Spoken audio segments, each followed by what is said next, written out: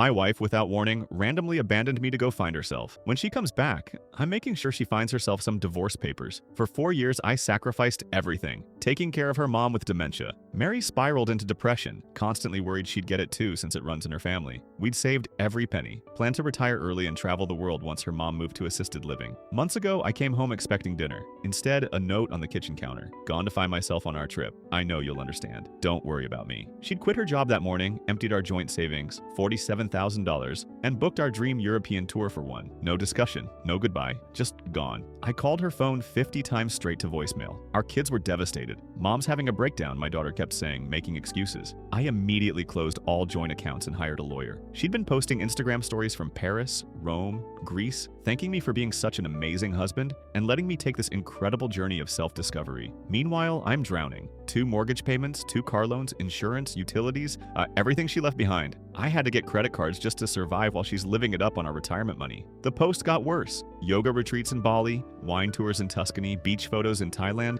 with captions about finally feeling alive again. She disabled comments after our daughter confronted her publicly. She kept texting me these philosophical messages. I need to experience life before dementia takes it away. You understand, right? I only have 5 to 10 years of clarity left. But I started tracking her location through our phone plan. She wasn't posting in real time, always days later from different cities. Classic cheating behavior. She'd call from Los Angeles but post about Hawaii the same day. Then she tried adding international calling, but I blocked it. So she removed herself from our family plan entirely. Complete radio silence for 3 weeks. Our kids went from defending her to being furious. She's abandoned us too, my son said during Thanksgiving. We spent it with her family who kept apologizing for their daughter's behavior. Her sister pulled me aside. She's been planning this for months. She opened a secret savings account last year. That's when everything clicked. This wasn't a breakdown. It was calculated abandonment. My lawyer dug deeper and found more. She'd been researching divorce laws, looking up how to hide assets, even contacted a travel agent 6 months before her mom moved out. This was premeditated. The financial damage kept piling up. Credit card bills, late fees, overdraft charges because she cleaned out accounts I didn't know she had access to. My credit score tanked when I missed a car payment. Last week, after 2 months of silence, she finally responded to my desperate texts asking if she's seeing someone. No, I'm focusing on personal growth and healing, right? Her Instagram story started showing sunset dinners with mysterious hands reaching for wine glasses, couples spa treatments, romantic boat rides, always just enough to look innocent while rubbing it in my face. The lawyer had been preparing. Since we'd been married 25 years, she'd normally get half of everything. But abandonment changes things. She'll have to pay back every penny she stole, plus my expenses maintaining our life. Christmas morning, I got the text I'd been dreading. Coming home tomorrow. Can't wait to see you and start our beautiful new chapter together. This trip changed everything. I know exactly who I am now. She has no idea what's waiting. Turns out her mom's estate had a clause. Something about abandoning family. Her sister and I went through the paperwork while she was posting sunset pics. Every penny from the inheritance, about $180,000, gets redistributed if certain conditions are met. Abandoning your spouse for 60 plus days? That's one of them. The money hit my account yesterday and I've already moved it somewhere she can't touch. Her job? They fired her for job abandonment and are demanding back pay for benefits. Her credit cards? All maxed out from her trip. She thinks she's coming home to start fresh, but she's coming home to nothing. I'm standing in the doorway when she arrives, and behind me are boxes, all her stuff packed and ready. The locks have already been changed and her key won't work. I spent all night yesterday packing. Every single item that belonged to her went into those boxes. Clothes, shoes, jewelry, even that stupid collection of ceramic cats she loved. I was methodical about it, you know? I wanted to make sure there wasn't a single trace of her left in this house. The morning she was supposed to arrive, I called a locksmith. Cost me $300 to get every lock in the house changed, but it was worth every penny. I even changed the garage door code and had new security cameras installed facing the driveway and front porch. I wanted everything documented. My hands were shaking when I stacked the last box on the porch. 27 boxes total, I counted them. Our daughter had helped me pack some of it actually. She'd driven over the night before after I told her what was happening. She didn't say much, just walked through the house with me, pointing at things. That's hers, she'd say. That's definitely hers. At one point, she picked up a photo of all of us from vacation 5 years ago. We looked happy. We were happy. She stared at it for a long time before putting it face down in one of the boxes. I'm sorry this is happening, Dad, she said. You don't deserve this. I didn't respond. What was there to say? So I'm standing there by the window, watching the street. It's 2:47 p.m. She said she'd be home around 3. My lawyer had advised me to record everything, so I had my phone ready. The security cameras were rolling. Everything was set. At 2:58 p.m., a taxi pulled up to the curb. My heart started pounding. I watched her get out, tanned and glowing, wearing some flowy white dress she probably bought in Greece or wherever. She had 2 designer suitcases with her. 2. She left with 1 beat-up carry-on and came back with 2 massive designer bags. She paid the driver and turned toward the house with this huge smile on her face. I could see it from the window. She looked so happy, so confident, like she'd won something. Then she saw the boxes. The smile faltered. She stopped halfway up the walkway, staring. I watched her count them, her lips moving. Her hand went to her mouth. She looked around like she was confused, like maybe she'd gone to the wrong house. Then she saw me in the window. Our eyes met. Hers went wide. She dropped one of the suitcases and started walking faster toward the door. I stepped back from the window and stood in the entryway, arms crossed. I heard her reach the door. The handle jiggled. Once, twice, 3 times. Then pounding. "Open the door," Mary shouted. "What is this? Why won't my key work?" I didn't answer. I said, "Open this door right now. This is my house." More pounding. Harder now. I could hear the desperation creeping into her voice. "Why are my things outside? What did you do?" I took a deep breath and walked closer to the door. I didn't open it. I just stood there, right on the other side. "You left," I said, loud enough for her to hear through the door. "You emptied our accounts, you quit your job, you abandoned your family for 2 months. Did you really think you could just walk back in here like nothing happened?" Silence. Then her voice, smaller now. "This isn't funny. Let me in. We need to talk." "There's nothing to talk about," I said. "Your lawyer can contact my lawyer. All the information you need is in the top box. Divorce papers are already filed." "What?" Her voice pitched higher. No, you can't do this. I came back. I came home." You came back when the money ran out," I said. "You maxed out your credit cards living your best life while I was here drowning in bills you left behind." I heard her sob. "Please," she said. "Please, I made a mistake. I wasn't thinking clearly. I was scared about the dementia.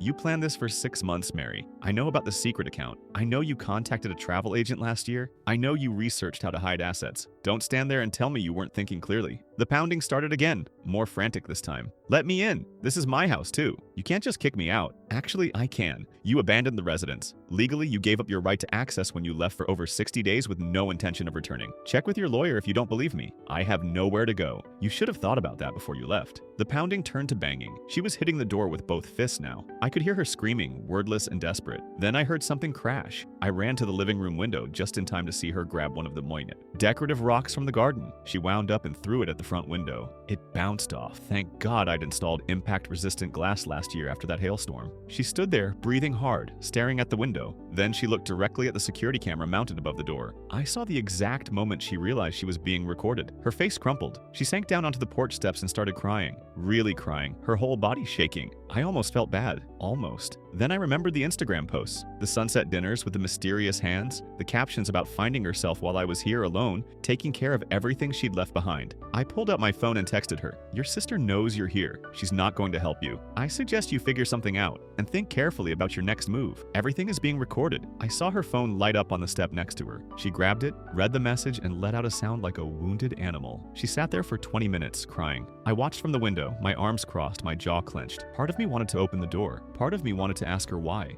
she'd done this, why she'd thrown away 25 years of marriage, why she'd hurt our kids like this. But I didn't, because I knew the answer wouldn't matter. Nothing she said would change what she'd done. Finally, she stood up. Her makeup was running down her face. Her white dress was dirty from sitting on the concrete. She grabbed her phone and made a call. I couldn't hear what she was saying, but I could see her gesturing wildly, pointing at the house. After a few minutes, she hung up and started loading boxes into the back of a rideshare that had pulled up. The driver looked uncomfortable but helped her. It took 3 trips to get everything. She didn't look at the house again, didn't look at the windows, just kept her head down and worked. When the last box was loaded, she climbed into the back seat. The car pulled away. I stood there in the empty house, listening to the silence. Our daughter called. "Is she gone?" she asked. "Yeah," I said. "She's gone." "Good. How are you doing?" "I'm fine." "Dad, I'm fine," I repeated. "I need to go." I hung up and sat down on the couch. The house felt different. Lighter maybe, or maybe just emptier. I couldn't tell. My phone buzzed. A text from Mary. "We need to talk." "This isn't over." I blocked the number. But I was wrong. It wasn't over. Not even close. Because the next day, she showed up at her sister's house. Her sister called me that evening, her voice tight. "You need to know what's happening." "What now?" I asked. "She's at my house. She's been here since yesterday, banging on the door, screaming at me through the windows. She thinks I'm hiding something from her. She thinks you and I conspired against her." I sat up. "Are you okay? Did you call the police?" "Not yet, but I might have to." "She's not leaving. She's been sleeping in her car in my driveway. My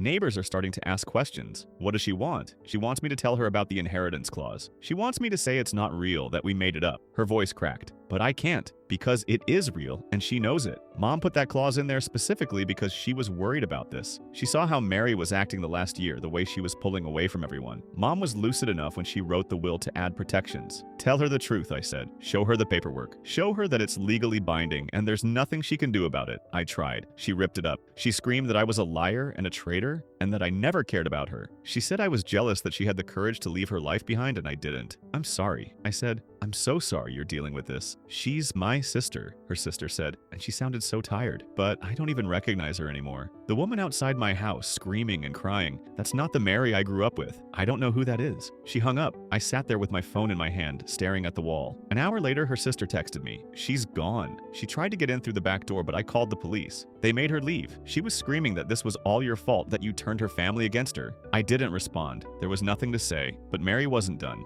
Not even close. 3 days later, I was at work, sitting in a meeting, when my phone started buzzing nonstop. I ignored it at first, but it kept going. Buzz after buzz after buzz. During a break, I checked my messages. 15 texts from coworkers, 10 missed calls, 6 voicemails. What the hell? I called my assistant. What's going on? She's here, he said. Your wife. She's in the lobby. Security won't let her up, but she's causing a scene. She's telling everyone you stole her money and left her homeless. She's crying and showing people pictures of you two together. It's bad, man. It's really bad. I'll be right there, I said. I took the elevator down, my hands clenched into fists. When the doors opened, I could hear her before I could see her. He's a liar, she was shouting. He took everything from me. I gave him the best years of my life, and this is how he repays me? A crowd had gathered. Security was trying to calm her down, but she was hysterical, waving her phone around, showing anyone who would look at pictures of us from years ago. Mary, I said. She spun around. Her eyes were red and swollen. Her hair was a mess. She looked like she hadn't slept in days. There he is, she screamed. There's the man who ruined my life. Everyone turned to look at me. I felt my face get hot. My boss was standing in the back of the crowd watching. You need to leave, I said quietly. You're making a scene. I'll make a scene, she shrieked. You threw me out of my own house. You turned my family against me. You stole my mother's money. You abandoned me for 2 months, I said, still keeping my voice low. You emptied our bank accounts. You quit your job. You left me with all the bills and no explanation. And now you're upset that there are consequences? Liar, she screamed. She lunged at me, but security grabbed her. Ma'am, you need to leave right now, or we're calling the police, one of the guards said. Call them, she yelled. Call them. I want to report a theft. He stole my inheritance. The money wasn't yours, I said. Read your mother's will. You violated the abandonment clause. It was redistributed according to her wishes. You did this to yourself. No, she sobbed. No, you turned her against me. You and my sister, you both did this. Security was pulling her toward the door now. She was still screaming, still sobbing, reaching for me. I'll sue you, she shouted. I'll take you for everything you have. I didn't respond. I just watched as they escorted her out of the building. The crowd slowly dispersed. My boss walked over. You okay? He asked. I'm fine, I said. I'm sorry about that. No need to apologize? He hesitated. Do you need some time off to deal with this? I'll be fine, I said. It's handled, but it wasn't handled. Not even close. That night, I got home and checked my security cameras. Mary had been there. At 3:00 a.m., she'd come back to the house. I watched the footage of her sitting in her car across the street, just watching, for 3 hours, until the sun started to come up. Then she left. I called my lawyer. She's stalking me, I said. I need a restraining order. I'm already working on it, he said, but it'll take a few days to process. In the meantime, avoid being alone with her. Don't engage, and keep recording everything. That weekend, my daughter called. Dad, have you checked Instagram lately? No, why? Mom posted something. You need to see it. I opened the app and found Mary's profile. The latest post was a long caption with a picture of us from our wedding day. To all my friends and family, it started. I need you to know the truth about what's happening. My husband has financially abused me for years. He controlled all our money, made me quit my job, and isolated me from everyone I love. When I finally found the courage to take a trip for my mental health, he used it as an excuse to steal everything from me. He turned my own family against me. He's left me homeless and penniless. If you see this, please share it. I need people to know what kind of man he really is. I need help. The post had 200 likes, dozens of comments from people I didn't know, offering support, calling me horrible names. My phone started ringing. Friends I hadn't talked to in years asking if it was true, asking what had happened, asking my side of the story. I'm posting a response, my daughter said. I'm telling everyone the truth. Don't, I said. Don't engage. It'll just make it worse. Dad, she's lying about you on the internet. Everyone we know is seeing this. I know. But anything we say will just feed into it. Let my lawyer handle it. But the damage was already done. My phone wouldn't stop buzzing. Messages from old college friends, former coworkers, distant relatives. Everyone wanted to know if it was true. Everyone wanted my side. Everyone had an opinion. I turned my phone off and poured myself a drink. The next morning, my lawyer called. I have news. Good news and bad news. Good news first, I said. The restraining order was approved. She's not allowed within 500 feet of you, your home, or your workplace. And the bad news? She's fighting the divorce. She's claiming you forced her to leave, that you were emotionally abusive, and that the abandonment clause in her mother's will is invalid. She's got a lawyer now. A good one. Of course she does, I muttered. Where's she getting the money for that? Probably maxed out another credit card, he said. Or borrowed from someone. Either way, this is going to get messy. She's going to fight for half of everything, including the inheritance money. Can she do that? She can try. But we have documentation. Bank records, text messages, her Instagram posts. Everything shows that she planned this and abandoned you willingly. No judge is going to side with her. But it's going to take time, and it's going to be ugly. How much time? Could be 6 months. Could be a year. Depends on how hard she fights. Great, I said. Just great. But you need to know something else, he said. She's been spreading these abuse allegations. If she keeps it up, you might want to consider a defamation lawsuit. Her social media posts are damaging your reputation. I'll think about it, I said. That night, my son called. Dad, did you know Mom's been contacting my kids? What? My voice came out sharper than I meant it to. What do you mean? She showed up at their school today, tried to pick them up, told the staff that you were keeping her away from her grandchildren, and that she needed to see them. The school called me. They wouldn't release the kids to her, thank God. But she made a scene. She was crying, telling everyone who would listen that you were abusing her. I felt my chest tighten. Is everyone okay? The kids are scared. My daughter keeps asking why Grandma was crying, why she said those things about you. I don't know what to tell her. Tell her the truth, I said. Age-appropriate truth, but the truth. She needs to know that Grandma is dealing with some things right now and that none of this is anyone's fault except Grandma's. I already did. But Dad, this is getting out of control. You need to do something. I have a restraining order. If she violates it, she'll be arrested. Good, because she left the kids a voicemail. Want to hear it? No, I said. But yes, send it to me. He did. I listened to it alone in my kitchen. Mary's voice, shaky and desperate. Hi, sweethearts. It's Grandma. I love you so much. I miss you so much. I'm sorry I scared you today. Grandpa is telling lies about me. He's trying to keep us apart, but I promise I'll see you soon. I promise everything will be okay. Grandma loves you. Never forget that. I forwarded it to my lawyer. This is harassment, he said. Forward it to the police too. Document everything. Every text, every call, every time she shows up somewhere. It's all evidence. But here's the thing, he continued. She's escalating. People don't usually de-escalate in situations like this. You need to be prepared for things to get worse before they get better. He was right. 2 days later, I came home from work and knew immediately that something was wrong. The basement door was open. I always kept it closed. I stood in the hallway listening. I could hear something. Movement. Shuffling. I called 911 first, told them I thought someone had broken into my house. Then I stood outside and waited for the police to arrive. When they got there, we found Mary in the basement. She'd broken in through the basement window, which I hadn't thought to replace when I changed the locks. She was going through boxes, throwing things around, clearly looking for something. When she saw me with the police, her face went through about 5 different emotions. Shock, fear, anger, defiance, and then something like satisfaction. I live here, she told the officers. You can't keep me out of my own house. Ma'am, do you have proof of residence? One officer asked. A utility bill? Lease agreement? Anything with this address in your name? She faltered. Well, no, but we're married. This is my house. Ma'am, you're currently subject to a restraining order, the other officer said. You're not allowed to be within 500 feet of this man or his property. You're going to need to come with us. No, she screamed.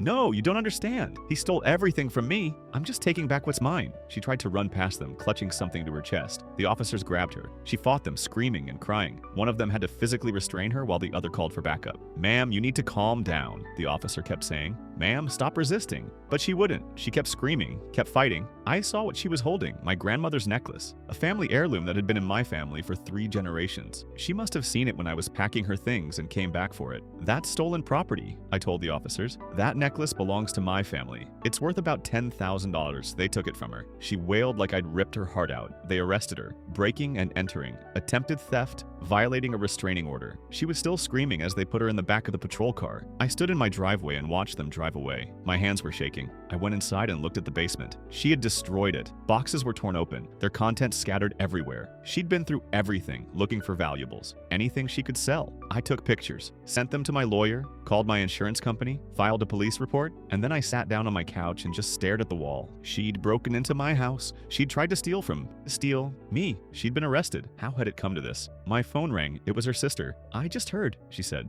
I'm so sorry. It's not your fault, I told her. I should have seen this coming. She called me yesterday, asking for money. I said no. She screamed at me and hung up. I should have known she'd do something like this. There was nothing you could have done, I said. She made her choices, but I heard the guilt in her sister's voice. The same guilt I'd been feeling buried under all the anger. The guilt that said, maybe if I'd done something differently, maybe if I'd been more understanding, maybe if I'd seen the signs earlier. But then I remembered the secret bank account, the travel agent she'd contacted 6 months before her mom died, the research on how to hide assets, the Instagram posts from her luxury vacation while I was drowning in bills. No, this wasn't on me. This was all her. The next morning, my lawyer called. She's being charged with multiple felonies: breaking and entering, attempted theft, violating a restraining order. The DA is taking this seriously because of the pattern of behavior. She'll likely spend at least a night or 2 in jail before her bail hearing. Good, I said. Maybe that'll wake her up. Don't count on it, he said. People like this, they usually just get angrier, more desperate. You need to be careful. He was right. She was released 2 days later. I don't know who bailed her out. Maybe she used the last bit of credit she had.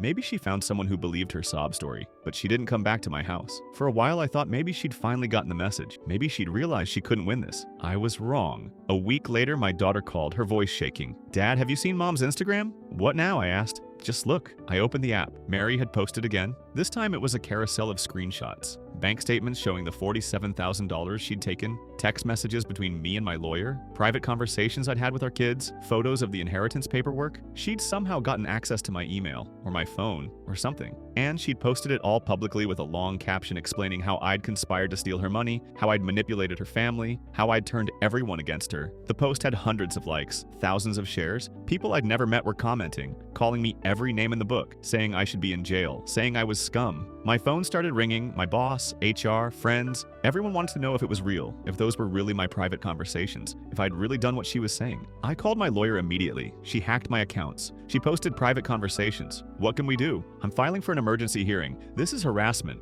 This is defamation. But more importantly, she violated the restraining order again by accessing your accounts. She's going back to jail, but the damage was done. My reputation was destroyed. People who'd known, me for years were questioning whether they really knew me at all. My boss pulled me into his office and put me on temporary leave while HR investigated the allegations. I went home and locked the doors and closed all the curtains. My phone wouldn't stop buzzing. Messages from strangers, calling me every horrible thing they could think of. Death threats, threats of violence. People had found my address online and were posting it publicly, encouraging others to make my life hell. I filed police reports for all of it, turned my phone off, sat in the dark. And then, at 2 a.m., I heard something outside. I looked out the window. Mary's car was parked across the street again. But this time, she wasn't just sitting in it. She was standing on the sidewalk, staring at my house. Just staring. I grabbed my phone, turned it on, and called 911. "There's someone outside my house," I said. "My ex-wife. She has a restraining order. She's violating it." "Is she armed?" the dispatcher asked. "Is she threatening you?" "She's just standing there, staring at my house. We'll send someone right away. Stay inside, lock your doors." I watched her from the window. She didn't move, just stood there, her arms at her sides, looking at my house. The police arrived 10 minutes later. She didn't run, didn't try to leave, just stood there as they approached her. I couldn't hear what they were saying, but I could see her gesturing at the house, at me in the window. I could see her crying. They arrested her again. Second violation of the restraining order. She went quietly this time. No fighting, no screaming. Just got in the back of the patrol car and stared straight ahead. My lawyer called the next morning. She's in jail. They're not setting bail this time. She'll be there until her hearing, which is in 2 weeks. The DA is pushing for the maximum penalty. With the hacking, the stalking, the break-in, the harassment, she's looking at serious time. How much time, I asked. Could be 6 months, could be 2 years. Depends on the judge. I should have felt relieved, but I just felt tired. Bone deep tired. My daughter came over that afternoon. We sat in my living room and she cried. "I don't understand how this happened," she said. "How did she become this person?" "I don't know," I told her. "I really don't know. The kids want to see her," she said. "They keep asking when they can visit Grandma. I don't know what to tell them." "Tell them the truth, that Grandma made some bad choices and now she has to deal with the consequences. That sometimes adults make mistakes and those mistakes have big consequences. Tell them that Grandma loves them, but that loving someone doesn't mean accepting behavior that hurts people." She nodded, wiping her eyes. "What are you going to do?" "I'm going to finish the divorce," I said. "I'm going to fix my credit. I'm going to rebuild my life. And I'm going to try to move on." "Do you think she'll ever accept it? Do you think she'll ever stop fighting?" "I don't know," I said. "I really don't know." But 2 weeks later, I got my answer. Mary's hearing was scheduled for Thursday morning. My lawyer asked if I wanted to attend. I said no. I couldn't face her again, couldn't sit in the same room and listen to her make excuses. But he called me that afternoon. "You need to hear this," he said. She showed up drunk, started screaming at the judge, accused him of being part of the conspiracy against her.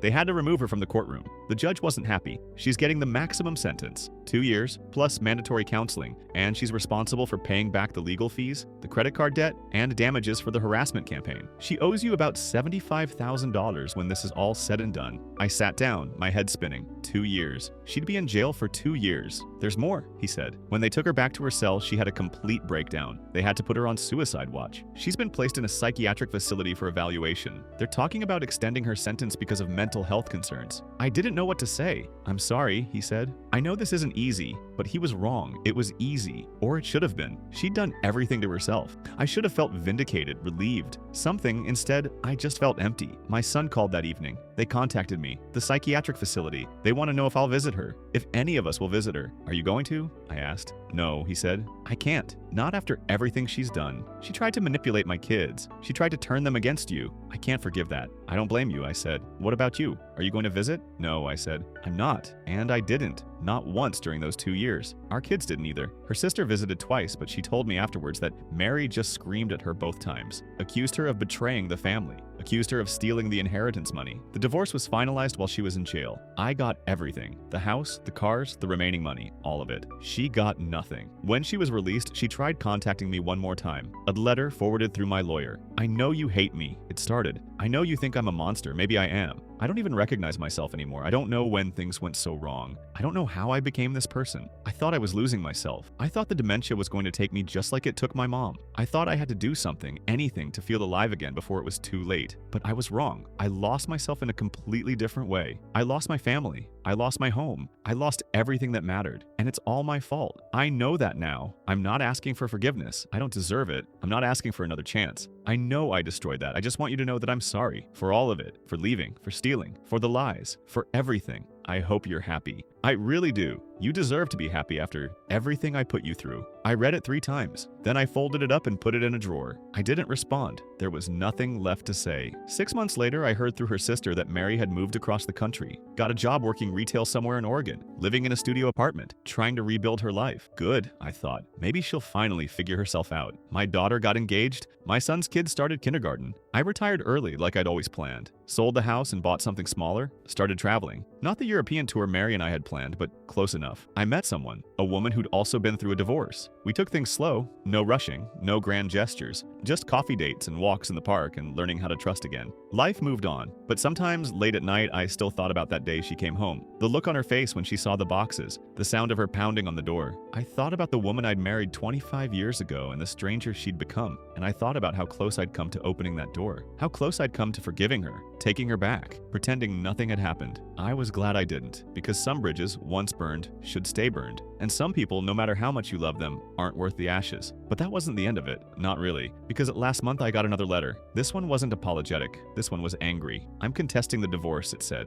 I found a new lawyer, one who actually cares about justice. You stole from me. You manipulated my family, you ruined my life. I'm going to fight this until I get what I deserve. I'm coming after everything. The house you sold, the money you hid, all of it. You haven't won. This isn't over. I took the letter to my lawyer. He read it and laughed. She can contest all she wants. The divorce is final. She has no grounds. And even if she did, we have documentation of every single thing she did. The abandonment, the theft, the harassment, the stalking, the break-ins, all of it. No judge in the country would side with her. But what if she keeps trying? I asked. Then she keeps losing. And every time she files a frivolous lawsuit, she owes you more money for legal fees. She's already $75,000 in debt to you. If she wants to make it $100,000 or $150,000, that's her choice. I nodded. Okay, but I want you to understand something, he said. She's never going to stop. People like this, they can't accept that they lost. They can't accept that they're the reason their lives fell apart. They'll keep fighting until they literally can't anymore. You need to be prepared for that. I am, I said. I'm ready. And I meant it, because I'd already lost everything once. My wife, my marriage, my trust, my peace of mind.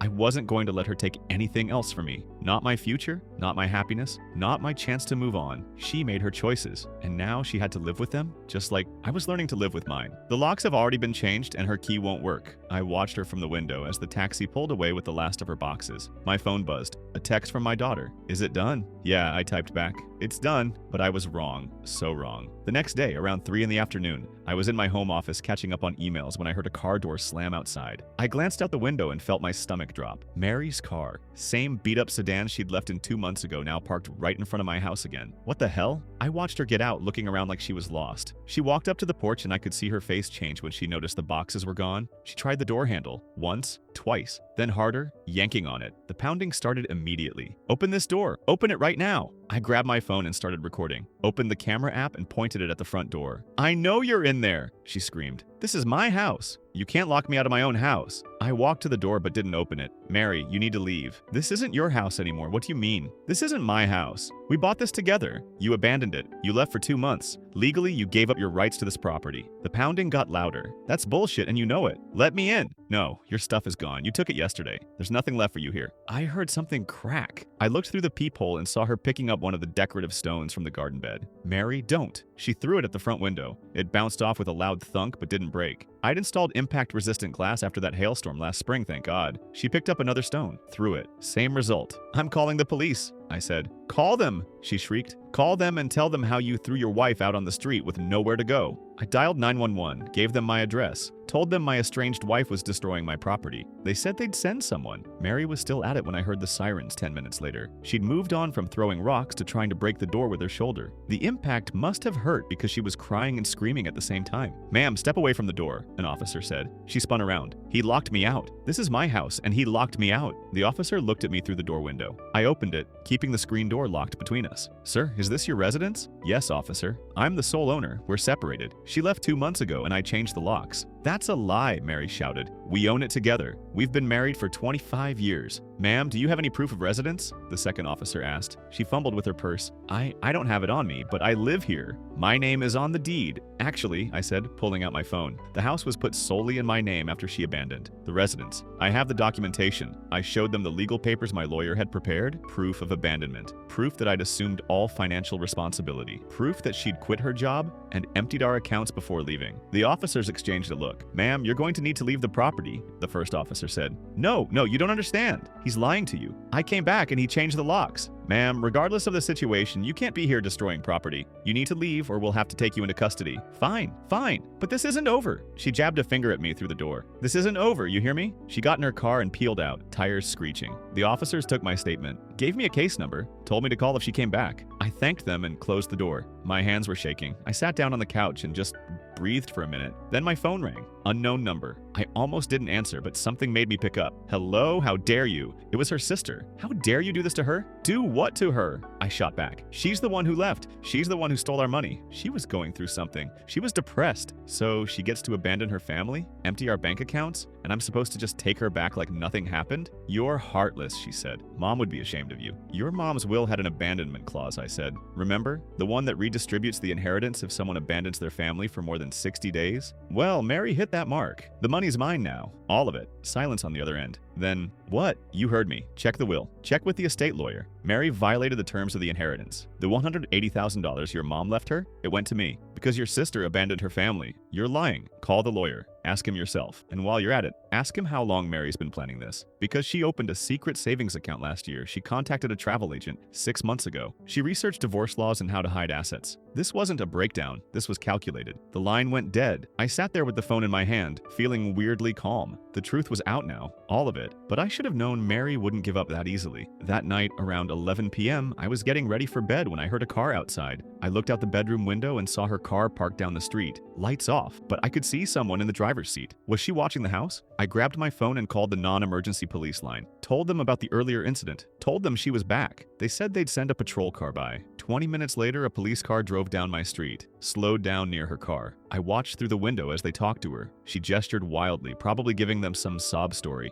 Eventually, she started her car and drove away. The patrol car followed her for a few blocks, then circled back to my house. The officer knocked on my door. "She claims she's just parked on a public street," he said. "Technically, there's nothing illegal about that, but we told her if she comes back tonight, we'll cite her for harassment. I'd suggest you document everything. Timestamps, photos, anything. If this escalates, you'll need evidence for a restraining order." "I'm already working on that," I told him. "Good. Keep your doors locked. Call us if she comes back." He left. I locked the deadbolt, checked all the windows, set the alarm, but I couldn't sleep. I kept thinking about her sitting out there in her car watching my house. What was she planning? What was she gonna do next? I got my answer the next morning. I woke up to my phone ringing. My son. "Dad, did you see what Mom posted?" "What?" I asked, still groggy. "What are you talking about?" "Instagram. She posted something. You need to see it." I opened the app with a sense of dread. Sure enough, there was Mary's latest post. A long caption with a photo of us from years ago smiling at the camera. "To everyone who thinks they know what happened, my husband abandoned me emotionally for years. He made me feel worthless. He controlled every aspect of our life. When I finally found the courage to take a trip to work on my mental health, he used it as an excuse to steal everything from me. He's turned our children against me. He's taken money that rightfully belongs to me. He's left me homeless and broken. If you know this man, if you work with him, if you're friends with him, please know what kind of person he really is. I'm sharing this because I need people to know the truth. I need help." The post had been up for 3 hours and already had over 300 likes and 150 comments. People I'd never met were calling me every name in the book, saying I should be ashamed, saying I was abusive, saying they hoped I got what I deserved. I called my lawyer immediately. "She's posting lies about me online,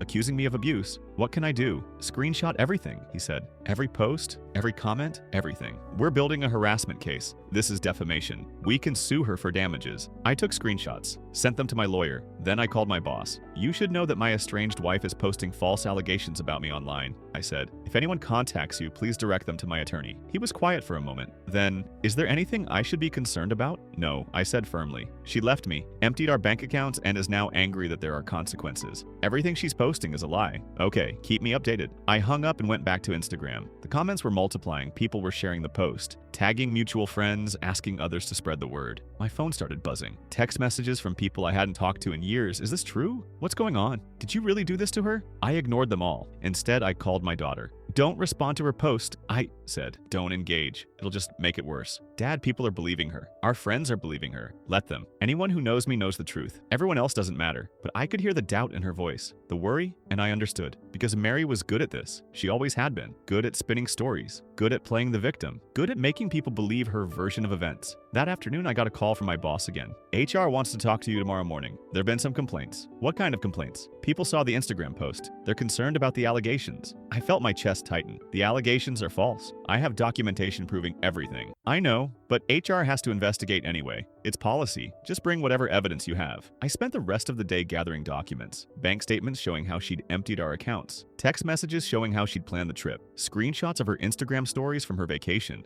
The abandonment clause in her mother's will. Everything. The HR meeting was brutal. They asked me questions for 2 hours about my marriage, about Mary's allegations, about our finances. I showed them everything, explained everything, answered everything. At the end, they said they'd need a few days to review the evidence. I was placed on temporary paid leave pending their investigation. When I got home, there was a piece of paper taped to my front door. A notice from Mary's lawyer, cease and desist, demanding I stop harassing her. Stop posting about her online. I hadn't posted anything. Stop turning our family against her. Stop preventing her from accessing her own property. I took a picture of it and sent it to my lawyer. He called me 5 minutes later. This is Rich. She's accusing you of harassment when she's the one stalking you and posting lies online. Don't worry about it. It's a desperate move. We'll file a counterclaim for her actual harassment. But I was worried because desperate people do desperate things, and Mary was clearly desperate. That night, I was watching TV when I heard something outside. A thump. Then another. I muted the TV and listened. Footsteps on the porch? I wasn't sure. I crept to the front window and peeked through the curtains. Someone was out there, moving around in the shadows. I couldn't see who, but I could see movement. I grabbed my phone and dialed 911. There's someone on my property.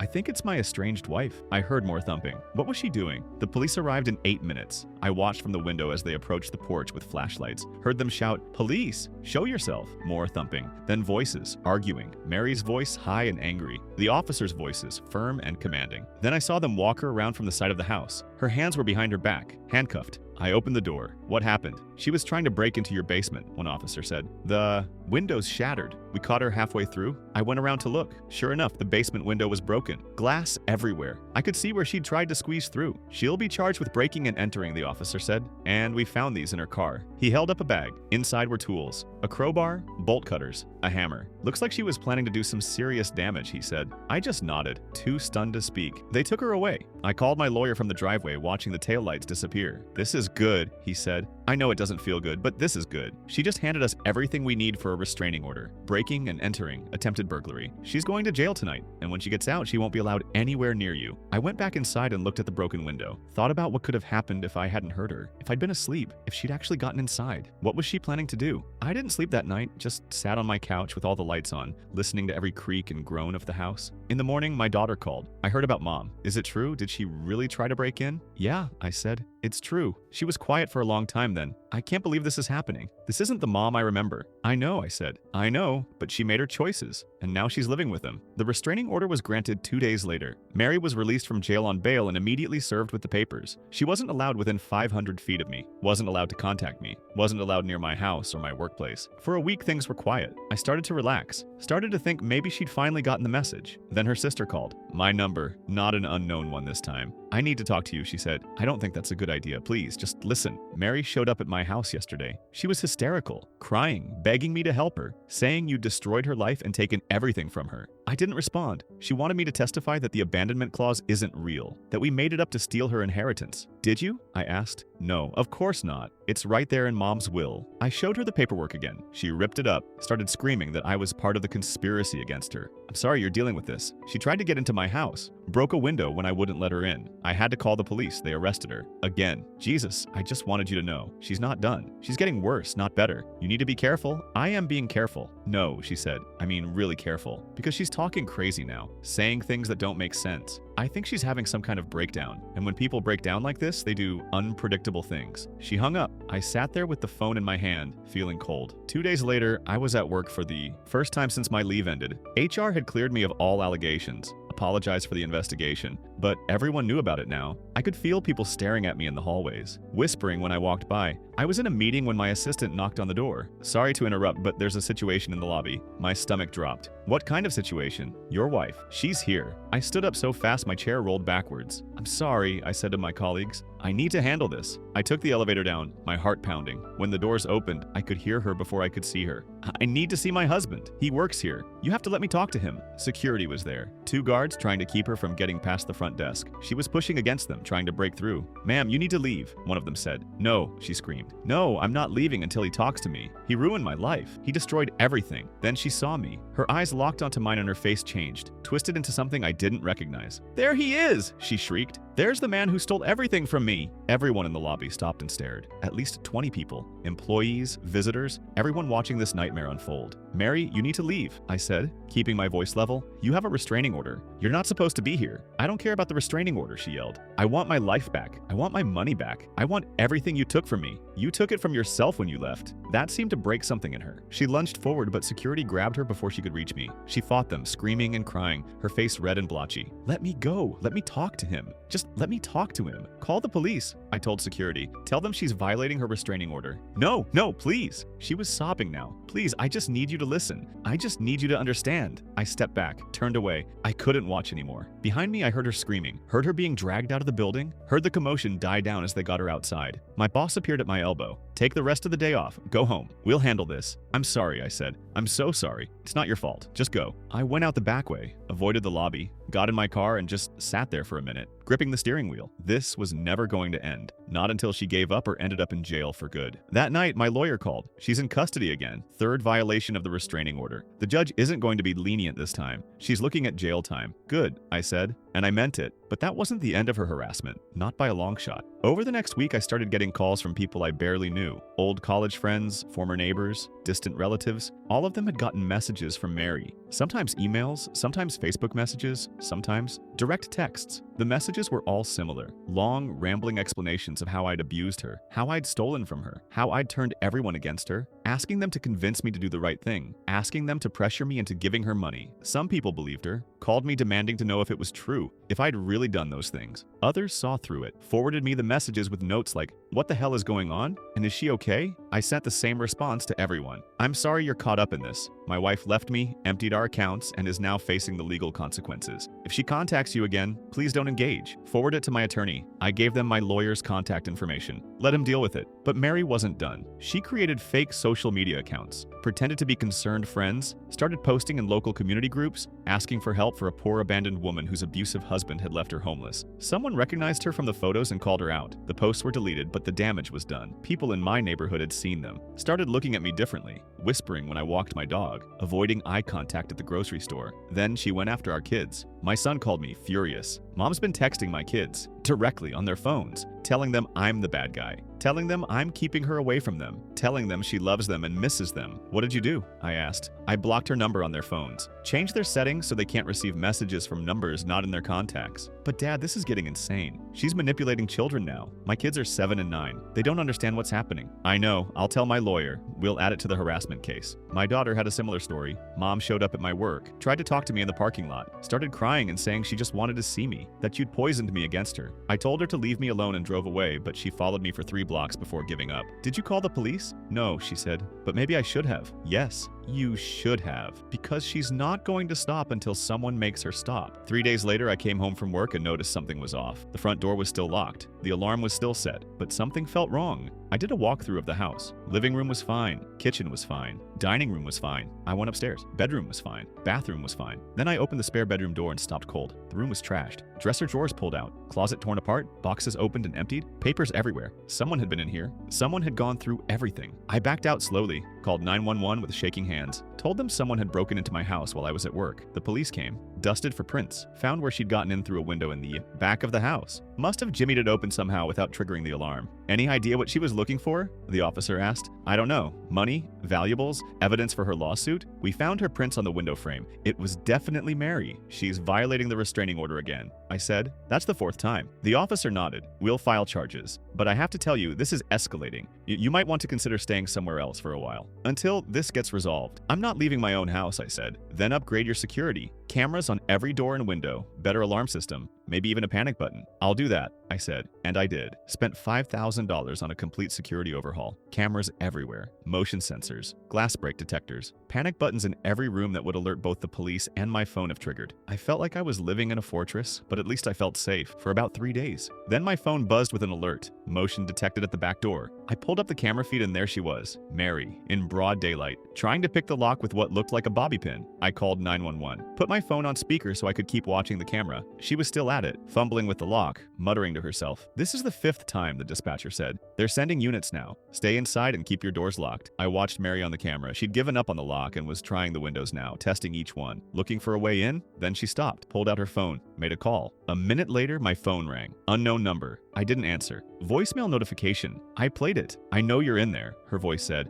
I know you're watching me on those stupid cameras. Just let me in. I just want to talk. I just want you to understand that this isn't fair. You have everything and I have nothing. It's not fair. It's not fair. Her voice rose to a shriek at the end. Then the message cut off. I heard sirens. Watched on the camera as Mary heard them too. She looked around frantically, then ran for her car parked down the street. But the police got there first. Cut her off. She tried to argue with them. Tried to run. They grabbed her, cuffed her, put her in the back of the patrol car. I went outside as they were loading her up. Made eye contact with her through the window. She was crying. Mascara running down her face. Mouthing something at me. I couldn't tell what. This is the 5th violation, the officer told me. The DA is prosecuting this time. She's not getting bail. She'll be in jail until her hearing. When's that, I asked. Could be a few weeks. Could be a couple months. Court system's backed up, but you won't have to worry about her until then. Thank you, I said. I went back inside and locked the door, sat down on the couch, and finally, for the first time in months, I felt like I could breathe. But that relief was short-lived, because 2 days later, I started getting phone calls from numbers I didn't recognize. At first, I ignored them, but they kept coming. Dozens of calls, all day long, all night long. I finally answered one. Is this the asshole who left his wife homeless? A man's voice said. I hung up immediately, blocked the number, but more came. More calls, more messages, all from strangers, all saying horrible things. Someone had posted my phone number online, along with my address,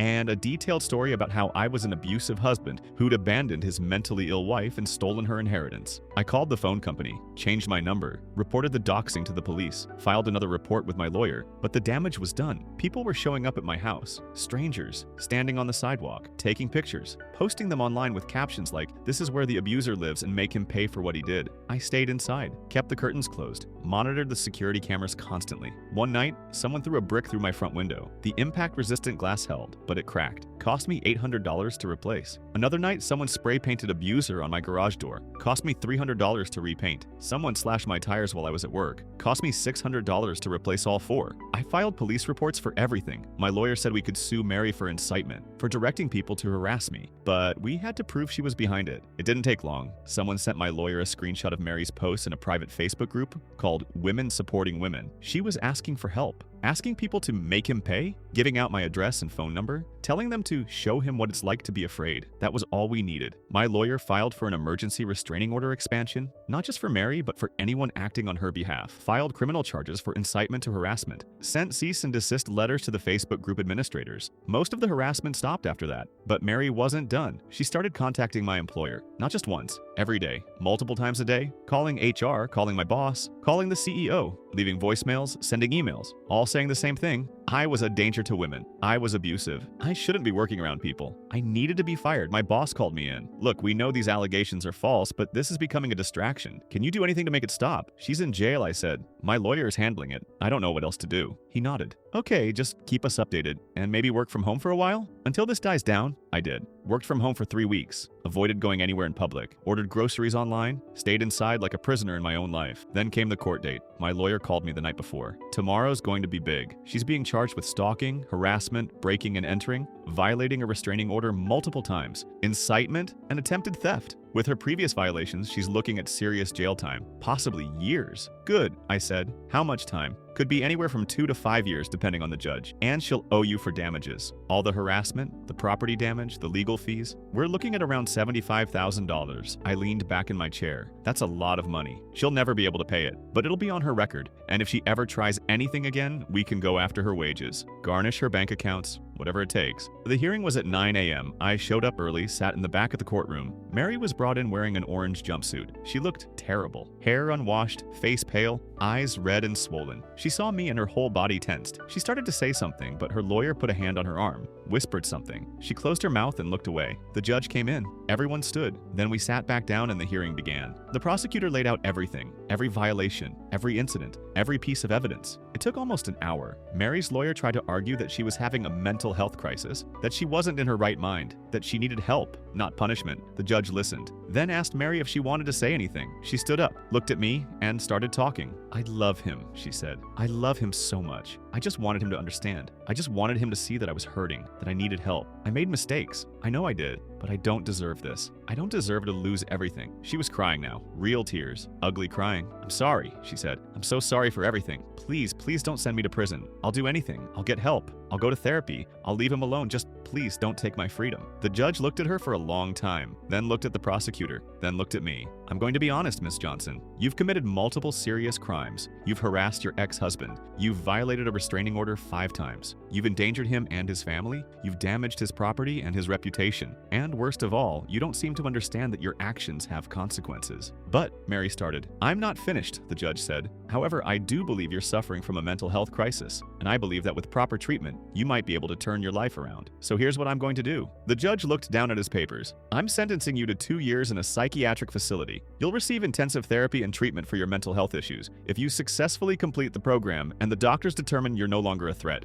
you'll be released on probation. But if you violate probation in any way, if you contact your ex-husband or his family in any way, you'll serve the remainder of your sentence in prison. Do you understand? Mary nodded, still crying. And you'll be responsible for paying restitution to your ex-husband for all damages. Legal fees, property damage, everything. The total comes to $74.32. You'll be on a payment plan for the foreseeable future. Do you understand? Yes, Your Honor, Mary whispered. Good. Take her away. The bailiff led her out. She looked back at me once, just once. I couldn't read her expression, didn't try. My lawyer shook my hand. It's over. You won. But I didn't feel like I'd won anything. I just felt tired. I went home, sat on my couch, looked around my empty house. It was quiet. Finally quiet. But the quiet felt heavy, oppressive, like the aftermath of a storm. My daughter called that evening. I heard. How are you feeling? I don't know, I said honestly. I don't know how I'm feeling. She was quiet for a moment. I think she needs the help. I think this is the best outcome. Yeah, I said. Maybe. We hung up. I poured myself a drink, sat on the couch, and just existed for a while. 2 years in a psychiatric facility. It sounded like a long time,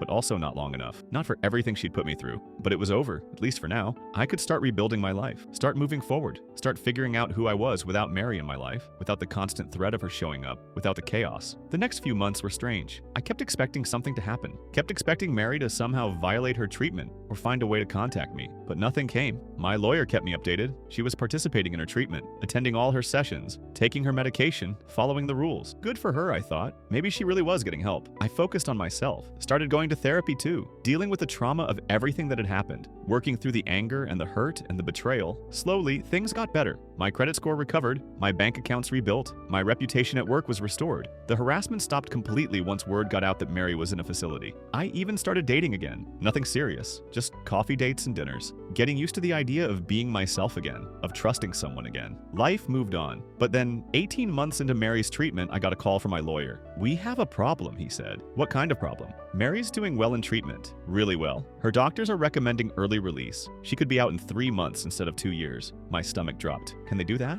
Unfortunately, yes. If the doctors determine she's no longer a threat and she's completed her treatment goals, they can recommend early release. The judge still has to approve it, but usually they defer to the medical professionals. So she's just going to get out? After everything she did? She'll still be on probation, still have restrictions, still has to stay away from you. One violation and she goes to prison. But yes, she'll be released earlier than expected. I sat down heavily. This isn't fair, I know, but the goal of the psychiatric facility was treatment, not punishment. And according to her doctors, she's been successfully treated. What if she comes after me again? Then she goes to prison. Simple as that. But according to all reports, she's genuinely changed. She's taking responsibility for her actions. She's stable on medication. She's expressed genuine remorse. Her therapist thinks she's ready. I don't care what her therapist thinks. I care about my safety. I understand. And you'll still have the restraining order. She'll still be monitored. She'll still have to report to a probation officer. You'll be protected. But I didn't feel protected. I felt exposed, vulnerable, like the nightmare was starting all over again. The next 3 months were torture, waiting, wondering, checking my security cameras obsessively, jumping at every noise, barely sleeping. Then came the day of Mary's release hearing.